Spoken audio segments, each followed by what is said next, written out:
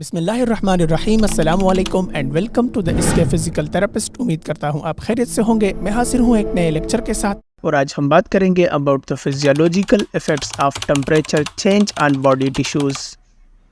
मतलब कि टेम्परेचर में चेंज आने से बॉडी के टिश्यूज़ में क्या क्या फिजियोलॉजिकल इफेक्ट्स आती हैं। जब भी टिश्यूज़ में हीटिंग होती है तो इससे डिफरेंट और कॉम्प्लिकेटेड फिजियोलॉजिकल चेंजेस आती है।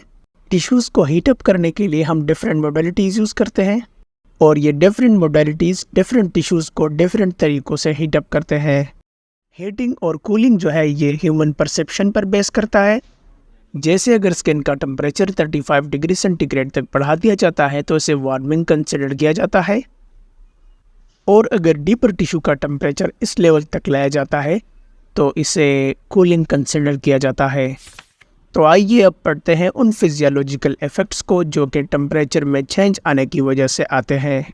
इनमें हम पढ़ेंगे metabolic activity, viscosity, collagenous tissue changes, nerve stimulation, blood vessel changes, blood and tissue changes. Metabolic activity, the rate of any chemical action that can be affected is increased by a temperature rise। किसी भी chemical reaction को speed up करने के लिए उसका temperature बढ़ा दिया जाता है, तो टेम्परेचर बढ़ाने से उसका जो स्पीड है, उसका जो रेट है वो बढ़ जाता है। मेटाबॉलिज्म, बॉडी में डिफरेंट रिएक्शंस हो रहे होते हैं। जब टेम्परेचर बढ़ता है तो इन रिएक्शंस का स्पीड भी बढ़ता है, और जब टेम्परेचर डाउन होता है तो इन रिएक्शंस का स्पीड भी कम हो जाता है। अगर आप टेम्परेचर को 1 डिग्री सेंटीग्रेड तक राइज करते हैं तो इससे जो रिएक्शन का स्पीड है वो 13% इंक्रीज़ हो जाता है। इसी तरह अगर आप 4 डिग्री बढ़ाते हैं तो रिएक्शन का स्पीड तकरीबन 60% बढ़ जाता है। टेम्परेचर बढ़ाने से सेल की तमाम एक्टिविटीज़ इंक्रीज़ हो जाती है, जिनमें सेल की motility, synthesis and release of chemical mediators, इसके अलावा फेगोसाइटोसिस और सेल की ग्रोथ भी एक्सेलरेटेड हो जाता है। विस्कोसिटी, ये टेम्परेचर डिपेंडेंट होती है। जैसे ही एक लिक्विड के अंदर टेम्परेचर इंक्रीज़ होता है तो उसकी विस्कोसिटी डिक्रीज़ हो जाती है।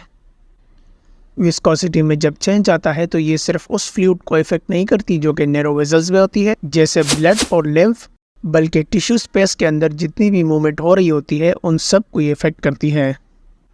कोलेजिनियस टिश्यू चेंजेस, हीटिंग से कोलेजन में जो चेंजेस आती है वो गोश्त के पकने में बड़ी हेल्पफुल होती है, क्योंकि टेम्परेचर जैसे ही 50 डिग्री सेंटीग्रेड से बढ़ जाता है तो कोलेजन मेल्ट होना शुरू हो जाता है। तो जो टेम्परेचर हम थेराप्यूटिकली यानी ट्रीटमेंट के लिए यूज़ करते हैं उससे कोलेजन की एक्सटेंसिबिलिटी इंक्रीज़ हो जाती है, और हीटिंग से जॉइंट स्टिफनेस भी रिड्यूस हो जाती है। नर्व स्टिमुलेशन, हीट और कोल्ड से आपके स्किन के ऊपर जो रिसेप्टर्स लगे हुए हैं वो स्टिमुलेट हो जाते हैं, और यही रिसेप्टर हीट को पास करके हीट रेगुलेटिंग सेंटर तक ले जाते हैं, और इससे जो एफरेंट नर्व होते हैं उनमें एनाल्जेसिक इफेक्ट आता है through gate control mechanism. Blood vessel changes, जब भी स्किन हीट या कोल्ड होती है तो इससे कुछ इफेक्ट्स आते हैं। स्किन की जब हीटिंग होती है तो ये रेड हो जाती है, क्योंकि यहाँ पे ब्लड सप्लाई ज़्यादा आ जाता है, वेजो डायलेशन हो जाता है। और अगर स्किन की कूलिंग होती है तो स्किन पेल या येलो इस तरह से हो जाता है, क्योंकि वहाँ पे वेजो कंस्ट्रक्शन होती है और ब्लड सप्लाई स्किन की तरफ कम हो जाती है।